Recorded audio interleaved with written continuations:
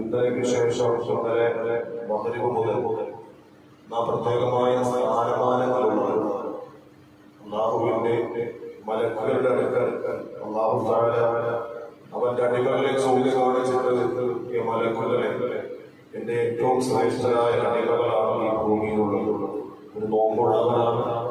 എന്റെ കർമ്മങ്ങൾ എനിക്ക് വേണ്ടി വിശപ്പും ദാഹവും ഒക്കെ സഹിച്ച് പരിപൂർണമായി നോമ്പ് രക്ഷിക്കാൻ വേണ്ടി തയ്യാറായ വിശ്വാസികളാണ് മുഅ്മിനീങ്ങളെ മലക്കുകളെ എന്ന് അല്ലാഹു തആല മലക്കുകളെ വിളിച്ചത് നമ്മെക്കൊണ്ട് അഭിമാനം കൊള്ളുന്ന വിശ്വസിക്കുന്നു. അതുകൊണ്ട് തന്നെ നമ്മുടെ പ്രവർത്തനങ്ങളും വർത്തമാനങ്ങളും പരിപൂർണമായി സൂക്ഷിച്ചുകൊണ്ടായിരിക്കണം നമ്മുടെ എല്ലാവർക്കും നോമ്പനുഷ്ഠിക്കാൻ അറിയണം. പല എംഎൽഎമാരും എംപിമാരും നോമ്പനുഷ്ഠിക്കാറ് കേരളത്തിൽ. പല രാഷ്ട്രീയ പ്രമുഖന്മാരും നോമ്പനുഷ്ഠിക്കാറ്. പക്ഷെ നമ്മുടെ നോമ്പ് അല്ലാഹുവിന്റെ അടുക്കൽ സ്വീകരിക്കപ്പെടുന്നുണ്ട്. തഖ്വയാവുന്ന സൂക്ഷ്മതയുടെ വർത്തമാനങ്ങളും നോട്ടങ്ങളും നമ്മുടെ നടത്തങ്ങളും ഇരുത്തങ്ങളും ഒക്കെ പരിപൂർണമായ അവന്റെ തൃപ്തിക്കും ഒരു വേണ്ടിയുള്ള നോമ്പായിട്ട് മാത്രമില്ല. പട്ടിണി കിടന്നിട്ടും ദാഹം സഹിച്ചിട്ടും ഒരു അർത്ഥവുമില്ല. പരിശുദ്ധമായ ഹദീസിലൂടെ അല്ലാഹുവിന്റെ ഹബീബായ നബി സല്ലല്ലാഹു അലൈഹി വസല്ലം പഠിപ്പിക്കുന്നു. ഏറ്റവും ശ്രേഷ്ഠമായ ആവശ്യങ്ങളാണ് നമുക്കുള്ളത്.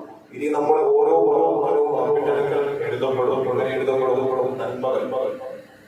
എത്രത്തോളം എന്ന് പറഞ്ഞാൽ വിശുദ്ധമായ ഗ്രന്ഥങ്ങൾ പഠിപ്പിക്കുന്നു. ഇന്ന സ്വാമിമ നൗമുഹു ഇബാദ. ഒരു നോമ്പുകാരനായ മനുഷ്യൻ അവന്റെ ക്ഷീണം കൊണ്ട് ഒന്ന് ഉറങ്ങിയാൽ ആ ഉറക്കം പോലും ഇബാദത്തായിട്ട് രേഖപ്പെടുത്തുന്ന ഏറ്റവും ശ്രേഷ്ഠമായ നിമിഷങ്ങളാണ് നമുക്കുള്ളത്. മാത്രമല്ല അവന്റെ ഓരോ ശ്വാസവും നാം ശ്വാസോപസരത്തിൽ വലിക്കുന്നു, ശ്വാസം പുറത്തേക്ക് തള്ളുന്നു. ഇത് രണ്ടും നമ്മിന്റെ അടുക്കൽ തസ്ബീഹിന്റെ പ്രതിഫലമായിട്ട് എഴുതപ്പെടുന്ന ഏറ്റവും അമൂല്യമായ മൂല്യങ്ങളാണ് ഇനിയുള്ള ഒരു മാസക്കാലം. അതുപോലെ തന്നെ നോമ്പുകാരന്റെ പ്രാർത്ഥന, അവൻ ചെയ്യുന്ന ദുആ തീർച്ചയായിട്ടും അത് അല്ലാഹുവിന്റെ അടുക്കൽ ഏറ്റവും സ്വീകരിക്കപ്പെടുന്ന ഉത്തരം കിട്ടുന്ന പ്രാർത്ഥനകളായി അല്ലാഹു തആല രേഖപ്പെടുത്തുന്നു. ഒരു ചെറിയൊരു നന്മ ചെയ്താൽ, ഒരു സുന്നത്ത് ചെയ്താൽ, ഒരു ഫർളിന്റെ കൂലി, ഒരു ഫർള് ചെയ്താൽ 70 മുതൽ 700 വരെ ഫർള് ചെയ്തതിന്റെ ഏറ്റവും ശ്രേഷ്ഠമായ ആ ഇരട്ടിയുള്ള പ്രതിഫലം രേഖപ്പെടുത്തുന്ന അമൂല്യമായ സമയങ്ങളാണ് നമ്മുടെ മുന്നിലുള്ളത്.